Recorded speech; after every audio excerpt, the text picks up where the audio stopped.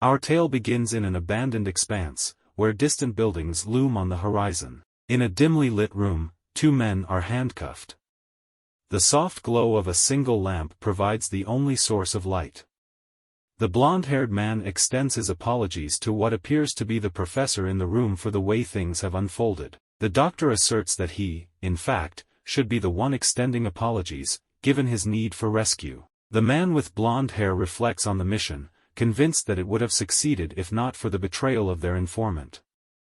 What they expected to encounter was supposed to be a militia-level military force. However, the reality was a far cry from expectations, as it included not only rigorously trained soldiers but also a threefold increase in their numbers. He harbors a strong suspicion that it was an intricately laid trap designed to ensnare them. Suddenly, a noise emanates from behind the door, and it swings open. The dimly lit room reveals only the silhouette of a mysterious figure. With a swift, forceful motion, the enigmatic figure delivers a powerful kick to another cuffed soldier within the room.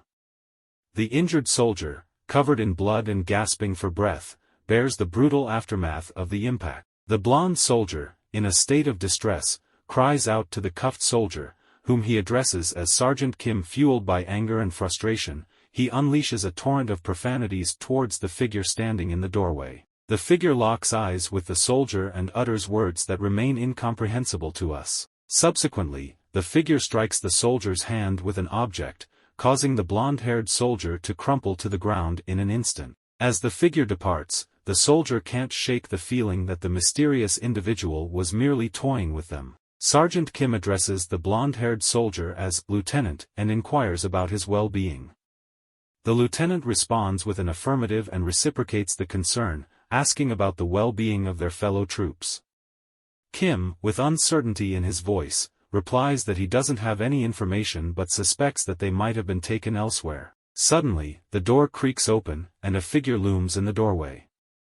The blonde-haired soldier, now adopting a somewhat cocky tone, asks the figure what they want this time. In the next instant, the figure in the doorway collapses, revealing a man standing behind them. The man standing behind the fallen figure appears to be another soldier. He addresses the blonde-haired soldier and asks if his name is Lieutenant Kong Ham Chan. Lieutenant Kong Ham Chan is taken aback by the fact that the new arrival speaks Korean. He inquires about the stranger's identity and the reason for his presence. The mysterious figure reveals that he has come to rescue them, instructing Kong Ham Chan to gather the other prisoners and prepare to leave. The next scene unfolds with the three prisoners sprinting amidst lifeless bodies strewn across the ground, a grim tableau of carnage surrounded by discarded weapons. Leading the way, their rescuer charges forward, brandishing a formidable weapon in his grasp. As they run side by side, Lieutenant Kong Ham Chan inquires about the division to which the mysterious person belongs and the size of their rescue mission.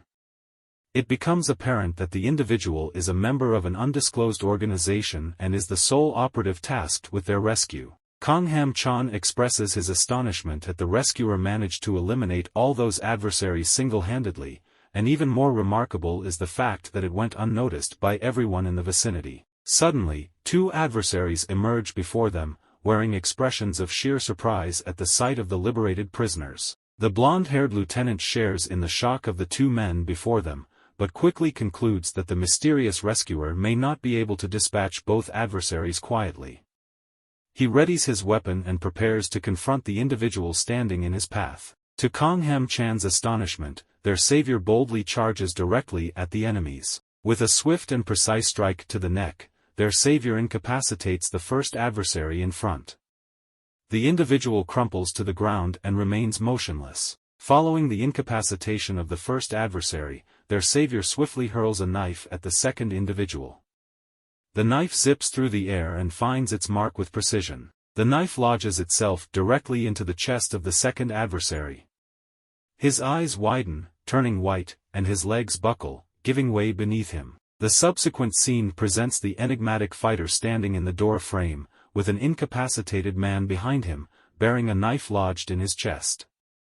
In front of him, the only visible remnants are the two lifeless legs of the first adversary he defeated. The rescuer addresses the newly liberated prisoners, informing them that from this point onward, they must focus on swift evasion and refrain from engaging in combat, as he pledges to take on any adversary that stands in their way. As they continue to run, the rescuer methodically neutralizes one opponent after another, executing each with astonishing ease and efficiency, without displaying any signs of struggle. Lieutenant Kongham Chan, with a bewildered expression, gazes at their rescuer and remarks, "This guy is a monster.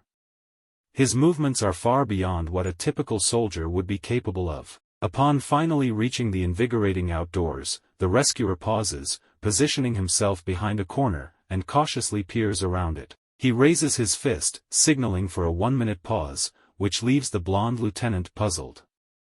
He questions the reason for the delay. The mysterious figure, instead of answering directly, gazes slightly past the lieutenant, hinting at something amiss. As the camera pivots, it reveals the professor and sergeant both in a state of extreme exhaustion. The professor kneels on the ground, panting heavily. The blonde-haired man reflects on the situation, realizing that he was so preoccupied with running that he didn't consider their stamina. A tinge of embarrassment washes over him for this oversight. When he turns back to the mysterious figure, he can't help but think that this individual had calculated every detail meticulously. While observing the mysterious figure, the blonde-haired man's attention is drawn to the distinct feature of black pupils.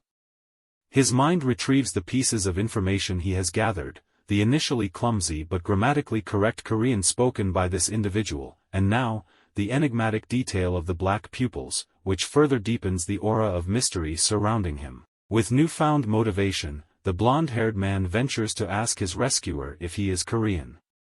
After posing the question, a prolonged silence envelopes the scene. Without directly addressing the question, the mysterious figure declares that their time is up and urges them to keep moving.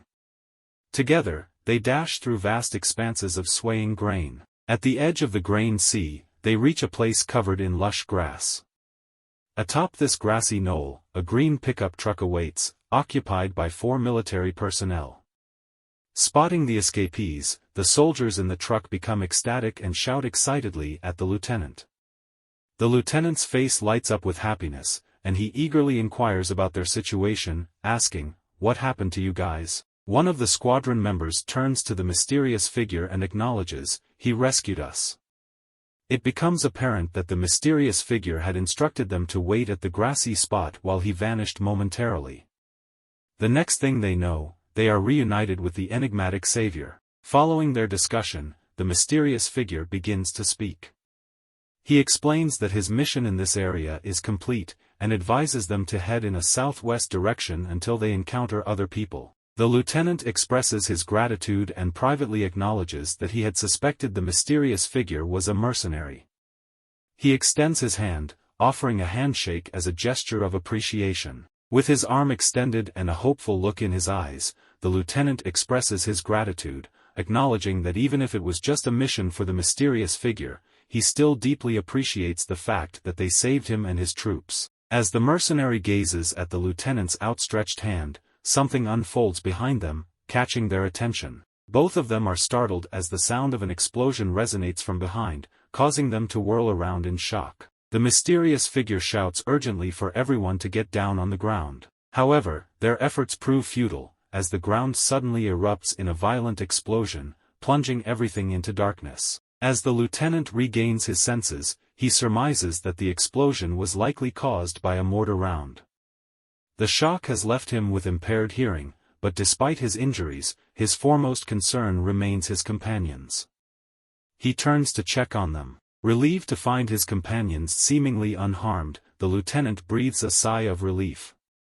However, as he turns towards the sound of the approaching gunshots, his gaze locks onto the source of the gunfire. What he witnesses is the mysterious man. Despite the close call with the mortar round, the enigmatic figure swiftly regains his composure and launches into counterattack, defending their group. The lieutenant is taken aback with disbelief as he observes the mysterious figure.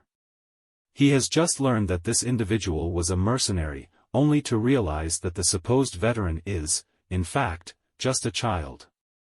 It becomes apparent that the explosion had blown away the headband, exposing the kid's true identity. The scene transitions, and it's now 6 months later. In the background, a school comes into view. We transition to a classroom where a group of girls appears to be quite smitten, evident from their blushing faces. The teacher, noticing the commotion, calls for the class's undivided attention. Multiple students in the classroom gaze at what's in front of them. Among them, one student appears noticeably annoyed, while another seems rather bored with the proceedings. The camera pans around, revealing what the classroom sees. A female teacher stands at the front, introducing a boy with distinctive gray hair and striking black eyes. The former mercenary, now identified as Ijin, introduces himself to the class and warmly greets everyone, saying, "It's nice to meet you all."